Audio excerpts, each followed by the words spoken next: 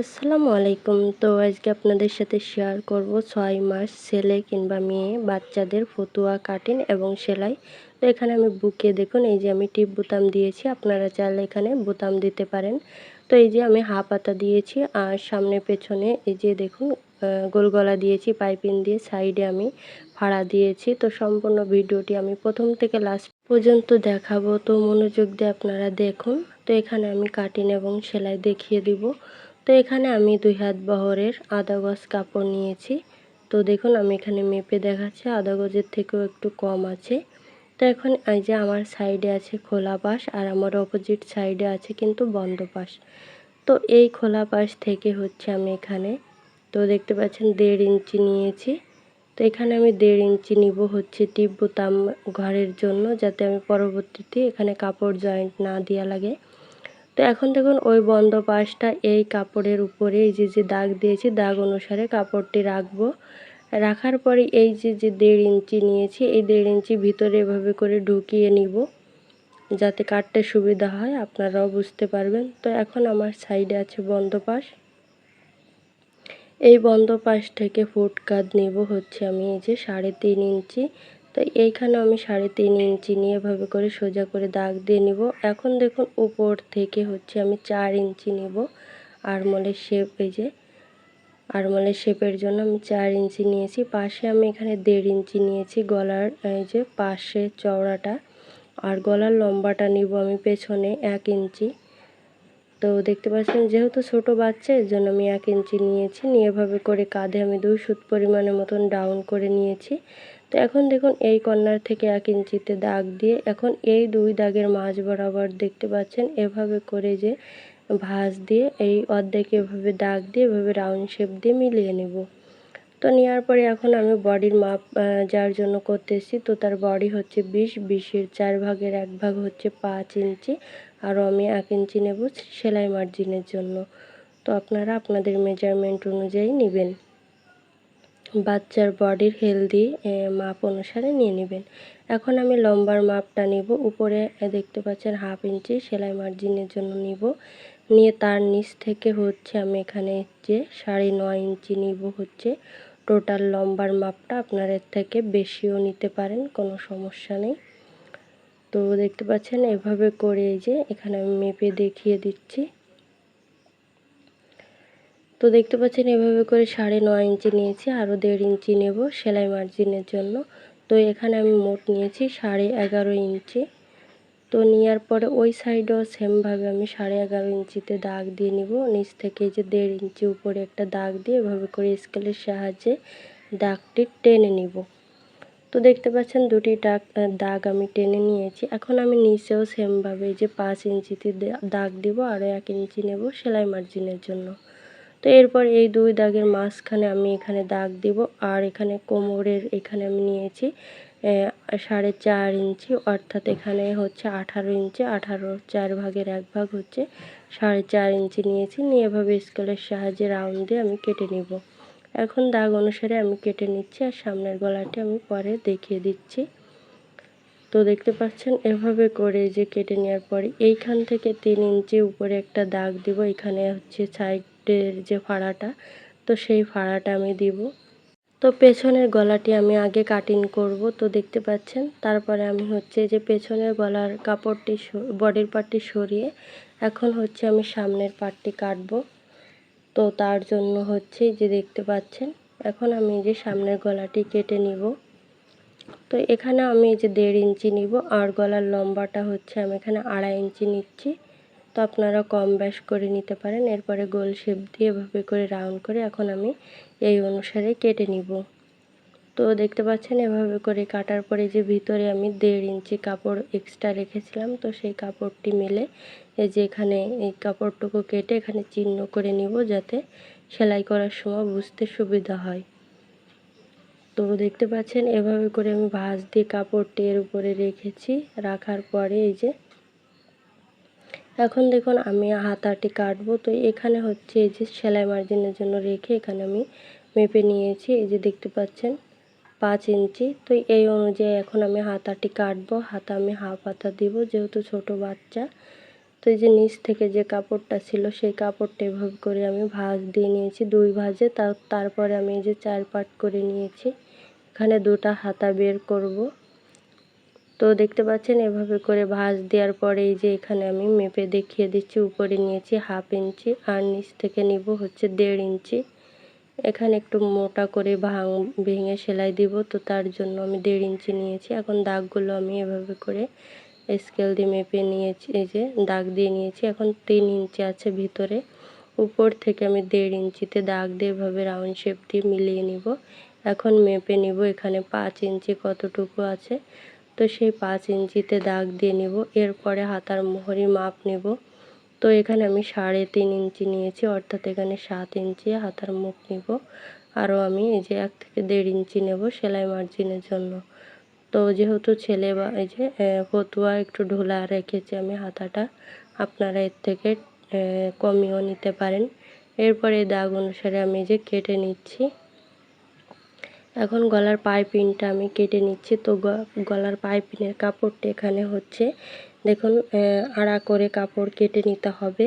তো এখানে 2 ভাঁজে কাপড় আছে, তো আমি এক পাশ থেকে এভাবে করে ধরে এই যে কোনা করে আমি কাপড়টি এই যে মাপ দিয়ে নিচ্ছি। নেওয়ার পরে সাইড থেকে হচ্ছে এই যে 1.25 ইঞ্চি নিব, নিয়ে এভাবে করে এই যে মেপে নিচ্ছি। নিয়ে এভাবে করে আমি দাগ দিয়ে দিব। আপনারা চাইলে এখানে এই যে মোটা করে পাইপিংটা দিলে সেই অনুসারে কাপড়টি কেটে নেবেন।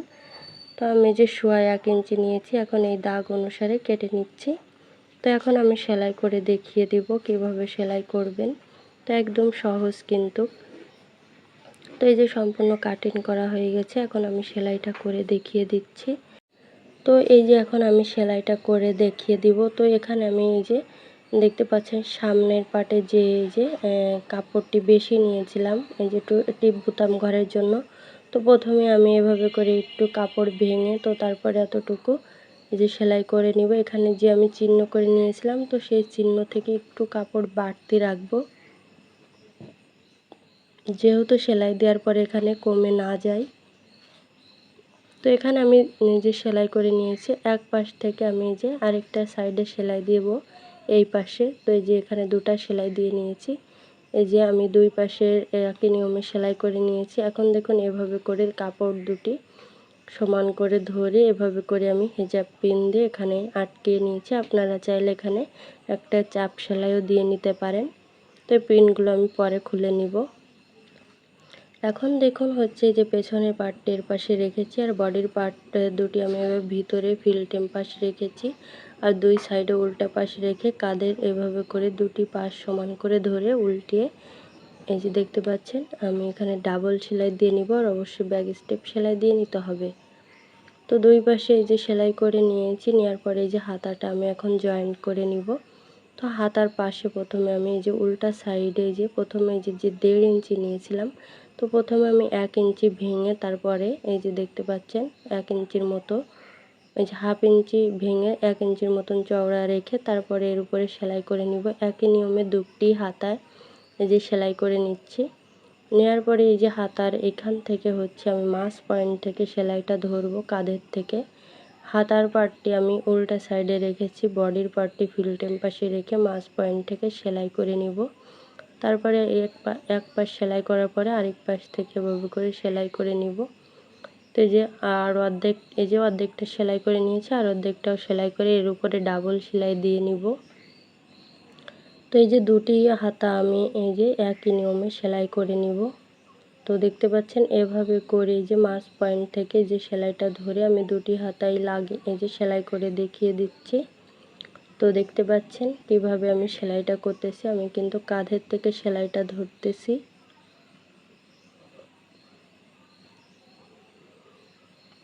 আপনারা সবসময় কাঁধের থেকে সেলাই ধরবেন। তো এরপরে এভাবে করে যে সম্পূর্ণ সেলাই করার পরে এখানে ডাবল সেলাই দিয়ে নিয়েছি। তো দুটি হাতা সেলাই করার পরে এখন এই যে হাতার মোহরি মাপটা নিচ্ছি আমি এখানে আমি 7 ইঞ্চি নিব। তো 7-এর অর্ধেক হচ্ছে 3.5 ইঞ্চি। তো 3.5 ইঞ্চিতে নিব। আপনারা চাইলে এখানে 3 ইঞ্চিও নিতে পারেন। তো আমি একটু লুজ রাখতেছি, যেহেতু বাচ্চা একটু ঢোলা থাকলে সমস্যা নেই। তো এরপরে ব্যাক স্টেপ সেলাই দিয়ে এই যে এতটুকু সেলাই করে নিতে হবে। তো তার আগে আমি বডির মাপটি দেখিয়ে দিচ্ছি। এই কর্নার থেকে এই যে আমি 10 ইঞ্চিতে নিয়েছি, যেহেতু বডি 20-20-এর অর্ধেক 10, আর এই যে নিচ থেকে 3 ইঞ্চিতে আমি এভাবে করে দাগ দিয়ে এতটুকু সেলাই করে আবার উপর দিকে সেলাইটা নিয়ে যাব। এখানে ব্যাক স্টেপ সেলাই দিয়ে নিতে হবে, যেহেতু এখানে আমি ফাড়া দিব। তো সেমভাবে এই পাশেও আমি একই নিয়মে এই যে হাতাটি এই যে দেখতে পাচ্ছেন সেলাই করে নিচ্ছি। তো একই নিয়মে এই যে সেলাইটা করে নিব। তো দেখতে পাচ্ছেন এভাবে করে যে সেলাই করে নিয়েছি। তো দুটি হাতা আমি একই নিয়মে সেলাই করার পরে যে সাইডে যে দেব, এই যে ফাড়া দিব। তো সেই ফাড়াটা আমি কিভাবে সেলাই করতেছি, যেভাবে আমরা কামিজে ফাড়াটা সেলাই করি তো সেমভাবে কিন্তু এইখানে সেলাই করে নিতে হবে। তো এখানে কাপড়টা একটু বেশি আছে, তো তার জন্য একটু ডাবল ভাঁজ দিয়ে নিচ্ছি। তো দেখতে পাচ্ছেন এখানে কোনো প্রকারের যাতে পাক না ধরে সেদিকে খেয়াল রাখতে হবে। তো এইভাবে করে এই সাইডেও আমি একই নিয়মে এভাবে করে এই যে সেলাই দিয়েছি। তো সেই সেলাই অনুযায়ী এভাবে ভাঁজ দিয়ে এই যে আমি মুড়িয়ে তারপরে এই পাশে আমি ঘুরিয়ে নিব, নিয়ে এই দিকটা ওইভাবে করে সমান করে সেলাই করে নিব। তো দেখতে পাচ্ছেন কিভাবে সেলাইটা আমি করে নিয়েছি। তো দুই সাইডে যে সেলাই করা হয়ে গেছে, এখন এভাবে উল্টিয়ে ফিলটেম করে নিব। নেওয়ার পরে দেখতে পাচ্ছেন এখন আমি এই যে নিচে সেলাই দিব আর হচ্ছে গলায় পাইপিং দিব। তো এই পিনগুলো আমি ছাড়িয়ে নিয়েছি, নেওয়ার পর নিচে প্রথমে আমি 1/2 ইঞ্চির মতন ভেঙে, তো তারপরে এভাবে করে আরেকটা ভাঁজ দিয়ে যে 1 থেকে 1.25 ইঞ্চি চওড়া রেখে তারপরে সেলাই করে নিব নিচে। এখানে একটু চওড়া করে রাখলে ভালো লাগে। তো দেখুন একই নিয়মে আমি এই যে প্রত্যেকটা এই যে ফাড়ার এইখান থেকে আমি সেলাই করে নিয়েছি। এখন আমি গলায় পাইপিং দিব। পাইপিংটা যেহেতু এখানে মাছ পয়েন্টে জয়েন দিতে হবে, তো এভাবে করে আমি দেখুন মিল করে এই যে কাপড়টি কেটে নিচ্ছি। তো দেখুন প্রথমে আমি হচ্ছে যে ফিলটেম পাশে রেখে যে কেটে তারপরে কাপড়টা এভাবে করে উল্টিয়ে নিব, নিয়ে যে কোনা করে আমি জয়েন দিয়ে নিচ্ছি। উল্টানোর পরে যে সোজা হয়ে যাবে। তো দেখতে পাচ্ছেন। আর অবশ্যই আপনারা পাইপিংয়ের যে কাপড়টা এটা অবশ্যই আড়াভাবে কেটে নেবেন সব ক্ষেত্রে। তো এভাবে করে আমি বডির পাশটি উল্টা পাশে রেখে তার উপরে এভাবে একটু ভাঁজ দিয়ে তারপরে এই যে পাইপিংয়ের কাপড়টি 2 সুত পরিমাণ সেলাই করে নিব। এই সাইডে যতটুকু লাগবে নিয়ে তারপরে 1/2 ইঞ্চি রেখে মুড়িয়ে তারপরে এভাবে একটু একটু করে কেটে নিব, যাতে গলার ফিনিশিংটা ভালো আসে। তো তারপরে এভাবে করে পাইপিংটা যতটুকু আপনারা চওড়া রাখতে চান সেই অনুসারে ভাঁজ দিয়ে এভাবে করে সুন্দর করে সেলাই করতে হবে। এখানে বেশি জোরে টানা যাবে না। তো এই টিপ বোতামগুলো আমি পরে লাগিয়ে নিব। তো সম্পূর্ণ কাজ কমপ্লিট হয়ে গেছে। তো দেখুন দেখতে কত সুন্দর হয়েছে। তো বন্ধুরা আজ এই পর্যন্ত, নেক্সট অন্য কোনো ভিডিও নিয়ে চলে আসবো। তো সবাই ভালো থাকবেন, আমার জন্য দোয়া করবেন। আল্লাহ হাফেজ।